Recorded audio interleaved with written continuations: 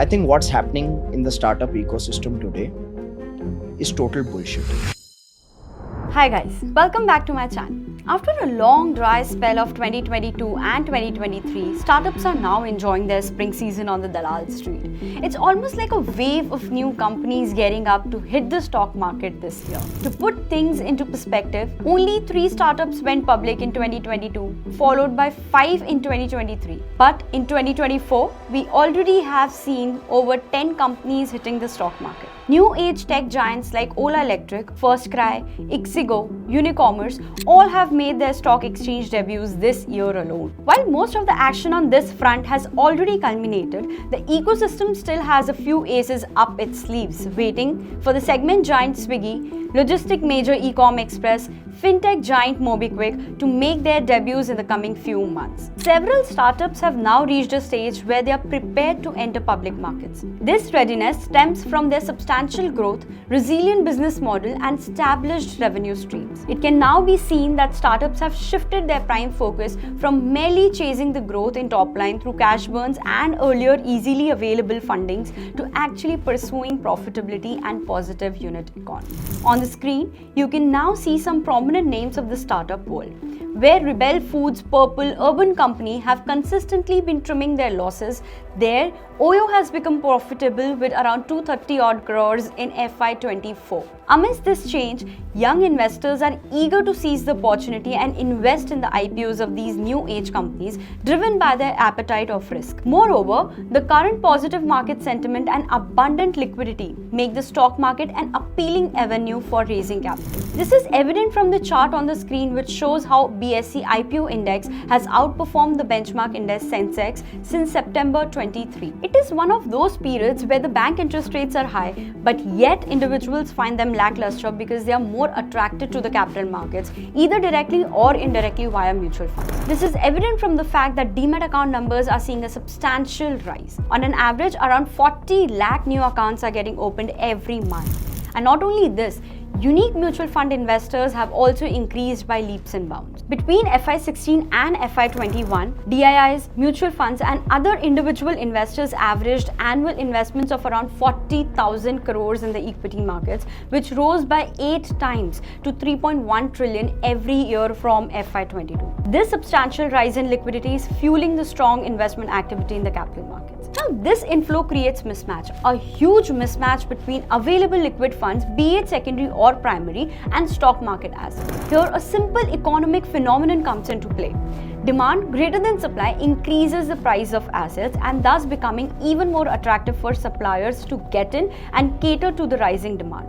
While this happens in rush, many a times quality is something which is compromised. Of late, almost all the startups have garnered more than 10 times oversubscription, to speak the least. While on mainline front, Unicommerce and Office proved to be the rock stars of the street with more than 100 times oversubscription, SME IPOs were just off the wall with exuberant numbers making no sense whatsoever. TAC Infosec's IPO was oversubscribed by whooping 422 times and Menhood's by 200 times. There are very few startups that have kept up to the momentum in the post-IPO phase as well. Out of the top 10 mainboard IPOs, 7 have given more than 50% returns and 3 have sold more than 100%.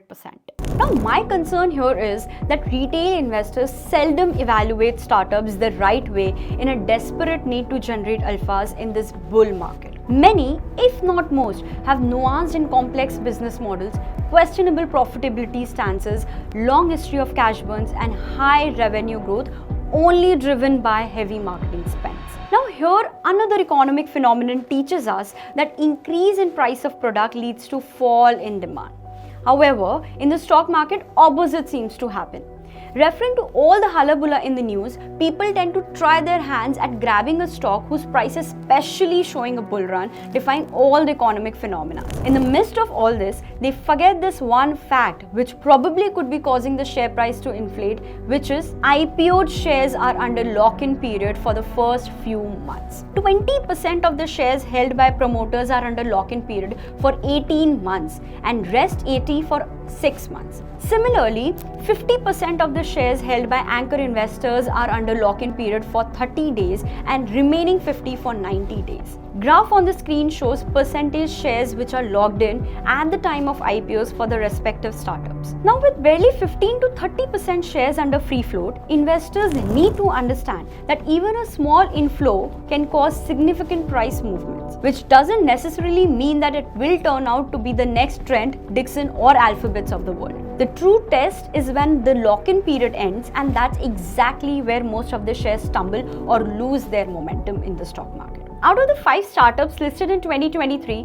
IdeaForge and UD Solutions are still eroding the capital, which started from the release of their lock-in dates, while Yatra is trading almost at the same price. While the other 2, Zaggle and Mamaearth, have given considerably respectable returns. Out of the 3 startups that listed in 2022, Delivery is down by 21%, Traction has barely moved by 1.4%, and Dronacharya Aerial has given decent returns of 30-35%. While the equity markets are euphoric and are at good levels to mint money, they are also the exact times to be skeptical and avoid FOMO as an investor. IPO subscriptions of 100-200 times should not be taken as a harbinger of landing on a golden fortune. To your shock, more than 40% of the IPO investors book their profits within 1 week of listing, and the figure rises to 51% within a month and 60% within 1 year. So while you might just be building your long-term or medium-term portfolio, others would have already booked their listing gains, thus shrinking your returns. Now, another important point to note is that 11 out of 18 startups listed in last 2 to 3 years have more than 50% component of OFS in that. Now, this is a clear red flag. This signals that majority of the funds thus raised will be utilized to give exits to the existing shareholders like promoters, private equity funds or other institutional funds. This raises concerns on the future growth prospects of the company, because if those who know the company the best are selling, it could simply imply that they believe there is no significant upside from holding the shares of the company further. Less component of fresh issue indicates there is a small proportion of total raise coming into the company for its general operations, future growth plans, R&D and even debt level reduction. I would personally suggest that retail investors should do a comprehensive analysis of the companies to make an informed decision of either investing or letting go. They must deep dive on the business model, corporate governance, promoter pedigree, lock-in period of the shares, use of proceeds, and of course the financials, including the debt levels and cash burn rates. The analysis is must to understand that not everyone in the market is playing the same game as you. So do you think IPOs are a way out for these cash burning startups to raise easily available funds from the retail investors right now? Or do you think the startups are just taking advantage of the market momentum to offload their equities and make hefty returns? Or is it just a route to provide exits to large PE funds sitting on their cap table, declining to support their cash burning strategies in the optical illusion of profitability in the near future? Do let me know what you think in the comment section below. Thanks for watching and hope this video was helpful. Don't forget to like and subscribe for more such content.